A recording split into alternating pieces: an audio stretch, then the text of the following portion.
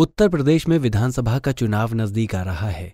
ऐसे में राजनीतिक पार्टियां अपने कार्यकर्ताओं के साथ चुनाव के मद्देनजर लोगों के बीच पहुंचना शुरू कर दी हैं। इसी कड़ी में प्रदेश कांग्रेस उपाध्यक्ष फजले मसूद ने मऊ जिले का दौरा किया। प्रेस कॉन्फ्रेंस के दौरान मसूद ने मोदी सरकार की नीतियों पर जमकर निशाना साधा और कहा कि सरकार ने जनता से बड़े बड़े वादे करने के अलावा कुछ भी नहीं किया।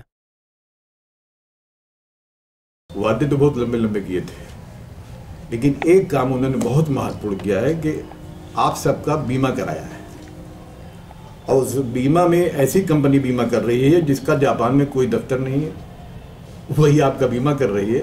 और सबसे खूबसूरत बात उसमें यह है कि मोदी सरकार ने सबसे पहला इतना अच्छा काम किया है कि उसका जो लाभ होगा वो आदमी को मरने के बाद मिलेगा।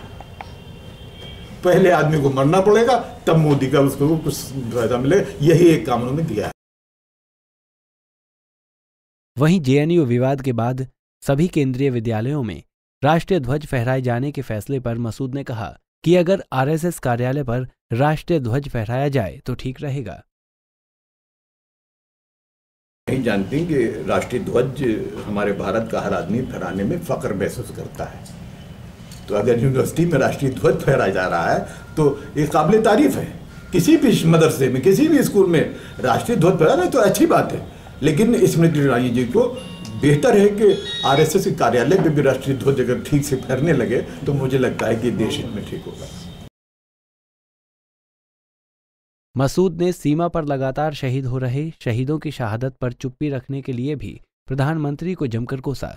मसूद ने कहा कि जिन्होंने देश के लिए जान दी है वही शहादत की कीमत समझ सकते हैं।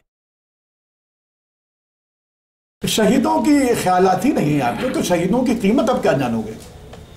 है कोई ऐसा आदमी इनका जिस देश के मुल्क के लिए लड़ते हुए जानती हो?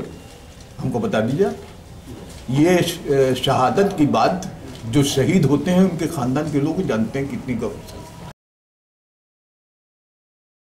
प्रदेश विधानसभा चुनाव होने में महज कुछ दिन ही बचे हैं। ऐसे में सभी पार्टियों ने जोड़ तोड़ कर जनता के बीच पहुंचना शुरू कर दिया है और एक दूसरे की नीतियों को जनता के बीच रखकर नीचा दिखाने का काम शुरू हो गया है।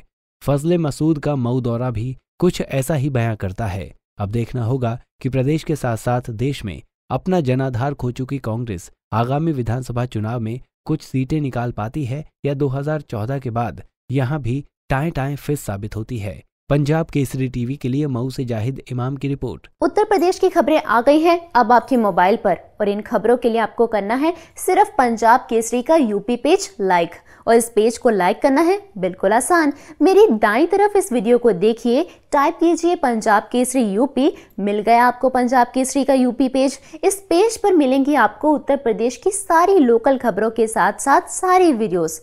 तो इंतजार किस बात का, उठाइए मोबाइल और कर लीजिए पंजाब केसरी का यूपी पेज लाइक।